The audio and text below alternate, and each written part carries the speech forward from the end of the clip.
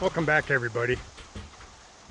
In this video we'll be removing a large section of roof so we can complete the new shed dormers. But first I must ask your indulgence on a few things. If you're planning on doing a project, whether it be a simple backyard deck or shed to a major remodel like in this video, plan for it first. Get drawings, concise and as accurate as possible. I know in remodels you're always going to run across something, whether it be a pipe that's unexpected or a wire that's in the way or a structural framing member that's undersized. We can deal with that 99% of the time. Try to hire competent people, whether it be your labor. Make sure they have a good work ethic. They show up on time. They show up every day. Your subs, such as your electricians, your plumbers, get references. It doesn't hurt to have 2 or 3 references. And amongst the biggest thing, keep the changes down.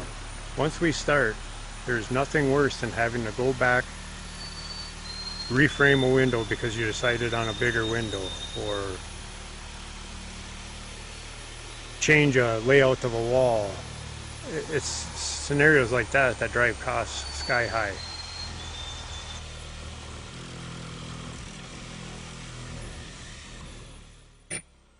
Cameron, the homeowner's son, showed up with his friend to give us a hand removing this roof.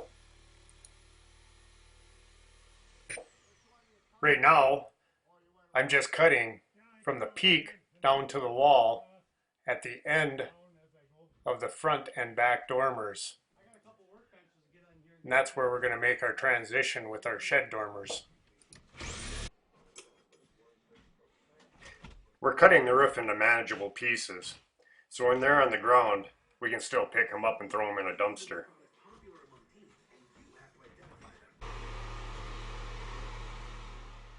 The reason for cutting the roof from the inside is it's a 10-12 hip. I didn't want to crawl around on it or remove shingles. That is the reason for the reciprocating saws. When I was younger, I used a chainsaw, but after hitting a nail and wrapping the chain around the guard on the saw, I quit doing that. We used about 25 blades at $5 a piece, but in my opinion, it was well worth the safety factor. Allowing us to stay on the floor instead of jackboards on the roof was definitely an added comfort. This video is going to get a little long-winded with the demo, but I needed to do it this way to show the scope of this remodel project. It was no small feat. The rough removal of the roof only took about 4 hours, but the cleanup, the floor patching, and the final finish cuts so our walls would line up took another 12 hours or so. A little side note, this is why you should wear gloves. The vibration rubbing on the sides of my hands from the saw created blisters that then busted. Nothing that we all haven't done in the past, but they were definitely sore for a while.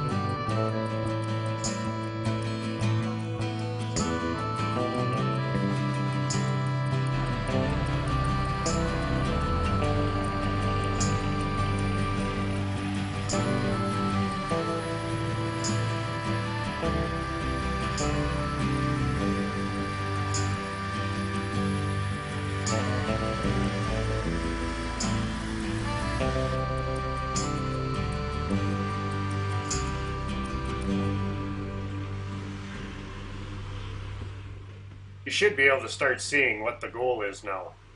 We'll build 7-foot knee walls, and because of changes, we'll hand frame the roof. Whereas a bit of forethought, we could have used trusses, which would have been a lot cheaper in the long run.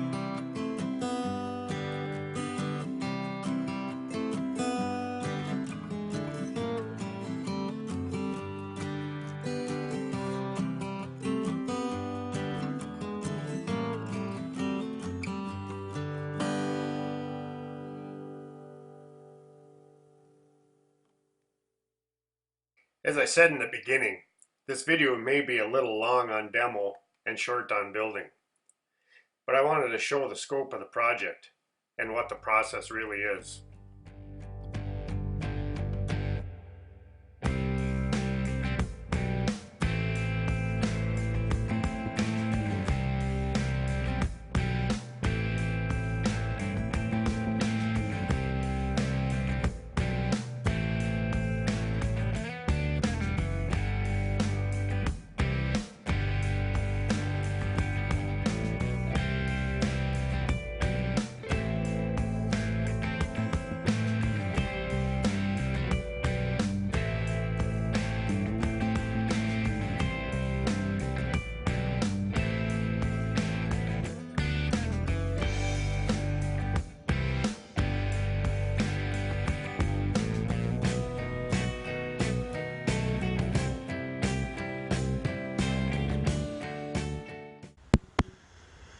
And now that the second floor is off, or at least the walls are off, now's a good time to replace these floor joists that are been cut up and hacked up by the plumbers.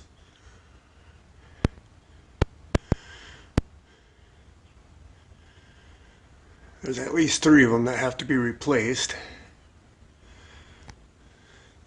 I think what we'll do is sister new ones onto them after we cut that plumbing out. And then we'll build a soffit over the upper cabinets in the new kitchen and have the plumber drop everything down below the ceiling so we can pass framing inspections.